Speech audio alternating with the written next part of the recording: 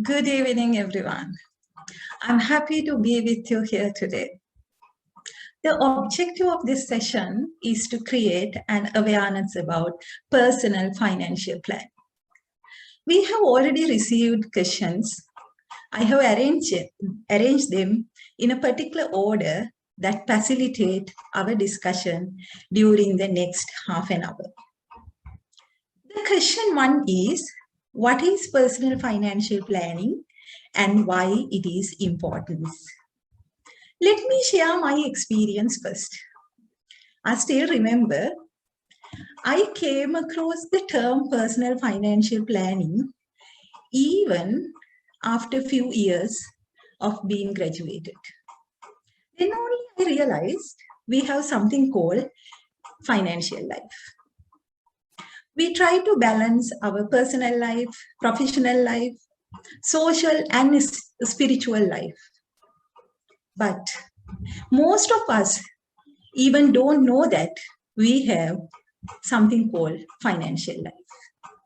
It is not our fault. In our education, in the secondary or tertiary education, we have never learned about personal financial planning. We think we should work hard to acquire the qualification and find a better job with a high paycheck.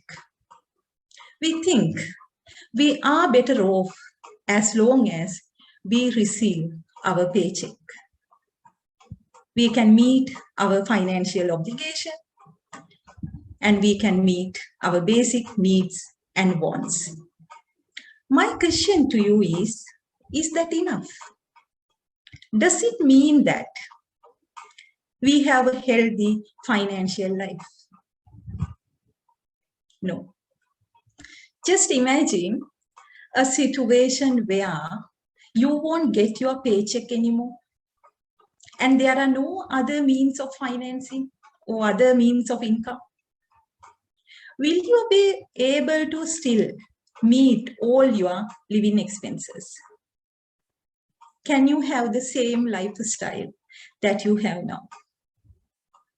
If your answer is yes, you are in safe zone. If your answer is no, you are very much provoked to risk. But don't worry. Things can be still changed if we pay attention to our personal financial planning. What is most important is to bring some financial discipline into our life. Then what is personal financial planning? In very simple terms, it is the process of assessing where you stand in terms of your finance. In other words, what is your financial position? Where you want to go? Or what are your financial goals? So now once we decided where we stand in terms of our finance and what I want to achieve in terms of my financial goals, we have to bridge the gap. So we have to plan how we are going to achieve what we want. So then there is a planning process also involved, one step at a time. Just imagine your current financial position when you just consider it, we realize, say that I have 1 million debt outstanding. So that I want to settle. So then my financial goal is, how am I going to settle my 1 million debt outstanding? So I have to plan for it. So maybe in 3 years' time, I develop a financial goal and I work for it to settle all my debt in 3 years and become debt-free person. So this process of assessing where we stand in terms of finance and what we wanted to achieve in terms of our financial goals and how we go there, we call personal financial planning. Why financial planning is important for us? If we really plan for our finance, we can achieve the financial independence. We can achieve the freedom in life. When we are financially secure, we can lead an independent life. Not only that, when we go through the process of financial planning, we can make an assessment. So what is my wealth? So how I can improve? And the financial distress is leading to all the problems in life. So if we just analyze the circumstances and issues that we face in our life, we finally come across a situation where the root cause is leading to a certain financial distressful situation. So that is why personal financial planning is very important to become a financially independent person, to have the financial freedom in life. So I have received another question. So that is, how to achieve financial independence? Answer is very simple. We need to develop a situation where we still can meet all our living expenses, even if you are not going to work. In other words, do you have any passive income that finance your living expenses, even if you stay without working? Then, as an individual, we have achieved financial independence in life. Can we do that? Of course we can. If we all can come to a situation where that we don't want to work in order to meet our living expenses. But to achieve this, in other words, to achieve the convenience of financial freedom, we all have to be ready to go through the inconvenience of achieving it. That process is not easy. We need a lot of discipline to achieve financial independence. Are you ready to do that? Then what we need to do is, first we have to stop working for money. We need to learn how money can work for you. When I say stop working for money, it may sound a little controversial. What I meant is, we should not work to pay our financial obligation, but rather we should work to achieve our financial goals. We should work to earn, to develop that extra finance, develop the required funds to acquire the assets portfolio that generate return to us. But what are we doing? If we just reflect back, you will realize the moment that we started working and we get good paycheck. So we immediately create a lot of financial obligation. Then throughout our life, we just work to fulfill all these financial obligations. So we work for money. So do we have any room left to develop that required funds to finance the assets that is required to generate some return for us?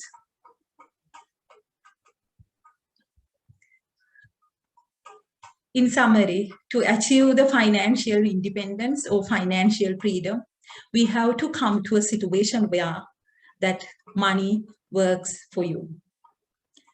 Money will work for us only if you have that portfolio of assets that generate returns for you, even if you are not going to work. Having answered to that question, so let's go to our third question. How to build an assets portfolio which generate assets, which generate returns? I'll repeat the question. How to build an assets portfolio which generate returns? This depends on few factors. One is how much of excess money you have to finance the required assets. The second thing is, what is the stage of life cycle you are in? what are your financial goals? So then only we can build assets portfolio, because the assets portfolio that we are building to generate some return should match the financial goals or the requirement in your personal life. For example, if you are someone who is very close to your retirement age, then the assets portfolio that you are developing, you expect some fixed return.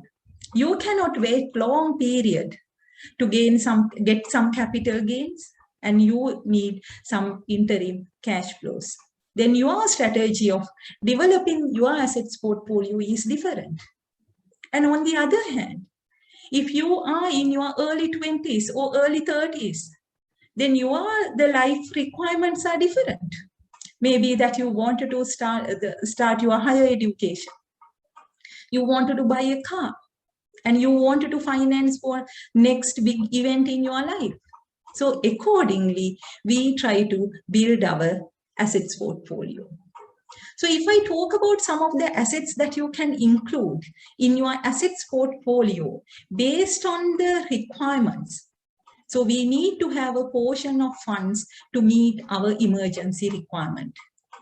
So say that you have an emergency fund requirement, and we have a target, you have a target to build 1 million of funds for the emergency requirement. So can you invest that 1 million of funds in some securities which gives you the long-term return? No, there we have not matched our maturity. So fund requirement is at any time when you demand, we should be able to withdraw it. So then emergency fund that can include some money market portfolio and the short-term liquid assets. Then we can think of having a portion of assets portfolio like fixed income securities. So you have a slightly higher yield. So now, of course, interest rate is low. Then you can think fixed income security and even the stocks. The financial assets, you can think about different classes of equity, where that with the higher dividend yield, stable stocks. So likewise, you can plan for your own assets portfolio based on the liquidity and the risk appetite you have. Not only that, the stocks, if we are not familiar with the equity and we don't have the luxury of time to spend understanding these equity classes, what we can do? There's something called unit trust. So we can build our portfolio around them. So if we have enough money, yes, we can even go and invest in the alternative investment. So how we build our assets portfolio that generate return is depend on your financial goal. When you want to realize the return and when you want your capital back. So I will repeat. So the requirement will be changed based on what life stage cycle you are in. It is very important to match those things. Then I have another question. How to assess the financial position? How to assess the personal financial position? So this is a very interesting question. How can we assess personal financial position? So this is something I always ask. We have learned to prepare the profit and loss account statement for organization and the balance sheet for the companies. How many of us have ever thought of preparing the same for ourselves? If we are to assess the financial position, personal financial position of you need to prepare the personal balance sheet. So your financial position reflects how much of assets you own, how much of liability you have. So you need to get the difference between these two. So assets you have, say that 10 million, you have liability, another 8 million. So what is your financial position, net worth? So your net wealth is only 2 million. So this is how we calculate your financial position. The moment you do that, you will see some interesting facts. We have a vehicle, we have say that you have a house and vehicle is there, and you have all the bank cards, the credit card also there. But if your house also, you have obtained a mortgage loan, your vehicle is on lease, your credit card, you have used the optimum capacity. What is your net wealth? From the surface, yes, you seems to be rich. But are you really wealthy, or you just look like rich? So these things we really can understand the moment we just assess our financial position. That is why it is very important to get an idea about where do we stand in terms of finance at the present moment. At the same time, I would like to add something more here about your cash flows. So what is your cash inflow? If we get the paycheck at the end of the month, then say that you have some little extra rent income coming in and some other dividend and interest income you received. So these are the personal cash flow that you get. Then what are your personal cash outflow? So we need to have a record of those things. Then you will see once your personal cash inflows and you deduct cash outflows, then what is the position of your net cash flows?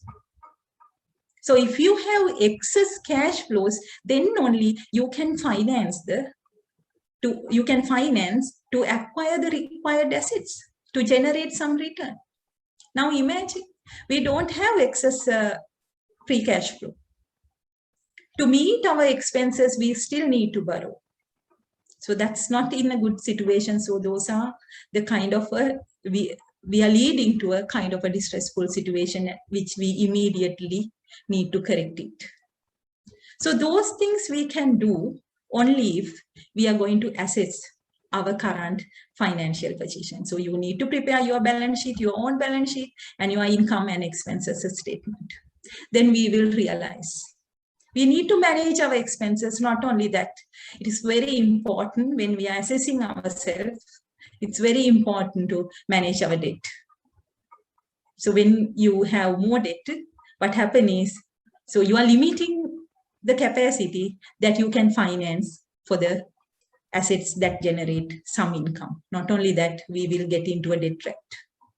So that is the situation, ideal situation, that where we tend to work for money, not that we work to earn required funds to finance our life goals. We have no option left, so we tend to work for money. So I'm sure all of us, including myself, wanted to get out of those situations. So it is very important to have a habit of saving. What is our saving formula? Most of us think that, even I thought it many years before, almost a decade before, we think the saving is what is left after meeting all our expenses. But that is not the right thing. It has to be other way around. The savings comes first. Whatever salary, the amount we get at the end of the month, let's say that we get 100,000 rupees, we should have a policy of saving at least 20% of it. So then 80,000 left. So from this 80%, we need to finance our basic needs. Then we should go for what we need our life, what we want our life, not the basic needs. So that has to be the financing formula when we are going to plan for our expenditure. Why do we need to save? This is another question that everyone asks. What do you get if you save? So I have a very simple question. If you don't save excess money, if you don't save, you don't have excess money. If we don't have excess money, how are we going to finance the assets which generate some return to us? So savings is very important for the investment. So all the people who have achieved financial freedom in their life, I know for a fact, they plan for their expenses. From the beginning of month, they prepare their monthly budget. I'll share you a simple rule how you can prepare the monthly budget. So as I said before, when you get your paycheck, when you get your income, just do a significant portion allocated for your savings. Maybe 20%, maybe 30%, at least 20%. Then how are you going to finance the balance? Then we need to finance our basic needs. Say that you need 60% to finance your basic needs from your total salary. Then 60% plus 20%. So you have already used 80%. So the left 20% is to finance not the basic needs, but other things that you want in your life. So that is the way that we need to prepare our budget. If we plan control our expenses and try to save some money, then we can develop the portfolio that you want. You can think of achieving the financial freedom you want. Otherwise, what will happen is we will look like rich, not that we are really wealthy.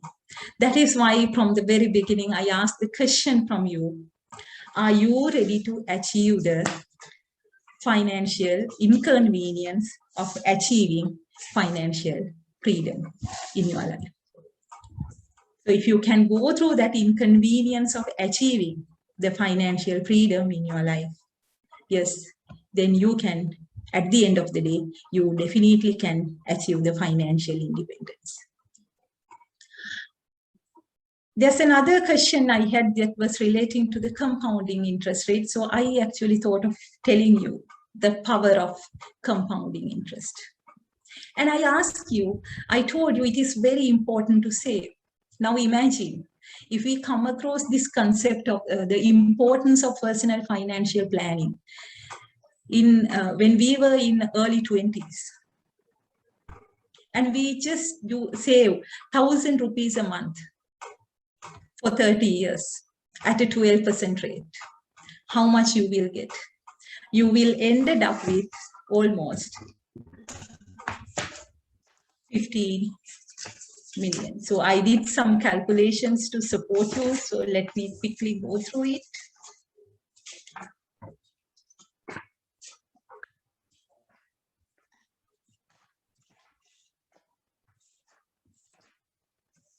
Yes. So just imagine it is 1,000 rupees we deposit at 12% rate for 30 years every month.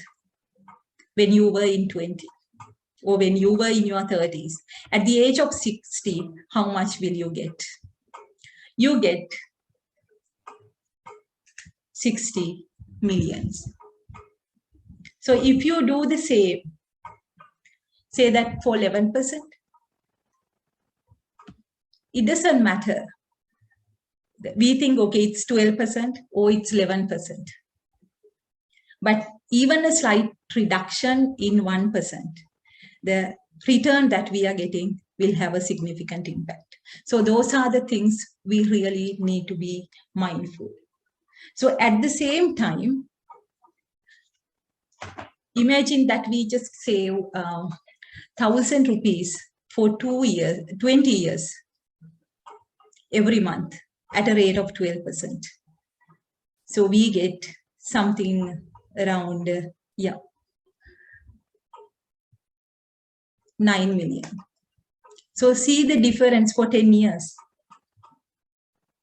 So these are the important facts we really need to be mindful. And if we come across in another situation where that, say that we save 500,000 rupees at 12% for 30 years,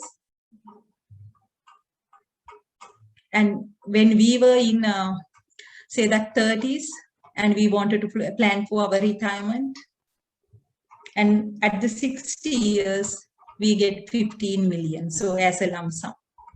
But if we just wait till we reach to maybe at the age of 50, and thinking that we can save much more, and we save 2 million at a 12%, how much you think we will get? So it's around 6.2 million.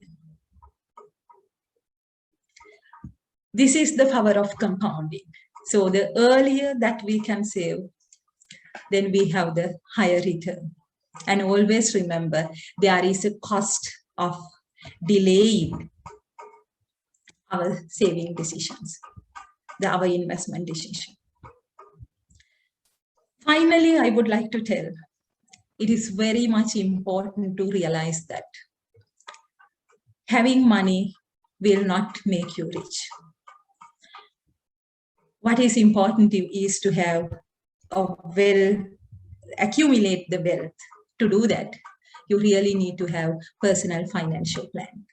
Then only we can achieve financial freedom in our life. So are you ready to do that? Then what we need to do is, we have to start managing our expenses and thinking about how we can generate more income, accumulating income generating assets. Creating a habit of saving for investment. It doesn't matter how much you can save and how much you can invest. If we can start at least from 1,000 rupees or 10,000 rupees, but over the years, what will happen is there will be a snowballing effect. Your wealth will accumulate and it will grow bigger. There will be a day that you are reaching to the financial independence in your life, where you can achieve all your financial goals. Once you save, why we save is to achieve our life goals. Based on your life goals, you decide what are the financial requirements you have. One last thought, when we deciding our financial goals or the life goals, we need to use that word, that the goals has to be smart, specific, measurable, accurate, so it's timely and realistic. So with that, I wish you all the very best for you and work for the financial freedom in your life.